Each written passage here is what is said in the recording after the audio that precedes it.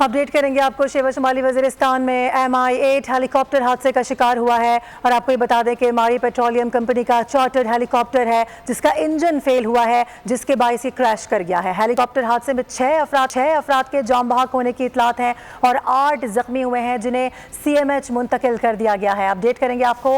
Helicopter में उड़ान भरते ही तकनीकी खराबी पैदा हुई है, ज़राए ये बता रहे हैं, जबकि हेलीकॉप्टर में 3 रूसी पायलट्स और क्रू समेत 14 मुसाफिर सवार थे। तखरीबकारी के शवाहिद नहीं मिले हैं, ये बात ज़राए की जानिब से क्लियर की जा रही है। अफसोसनाक वाक़या रिपोर्ट हुआ है, इस हवाले से आपको आगाह कर रहे हैं। हेलीकॉप्टर उड़ान भरते ही तकनीकी खराबी की वजह से क्रैश कर गया है, ज़राए ये बता रहे हैं, जबकि इसमें तखरीबकारी का जो अंसर है उसको रद्द किया गया है। थल से जख्मियों को बजरिया हेलीकॉप्टर मुंतकिल किया जा रहा है, ज़राए की जानिब से ये भी बताया गया है। आपको अपडेट करें, थोड़ी देर पहले ये अफसोसनाक वाक़या रूनुमा हुआ है। हादसा इंजन फेल होने की वजह से हुआ, तखरीबकारी के शवाहिद इसमें नहीं मिले हैं। ज़राए ये बात कंफर्म कर रहे हैं।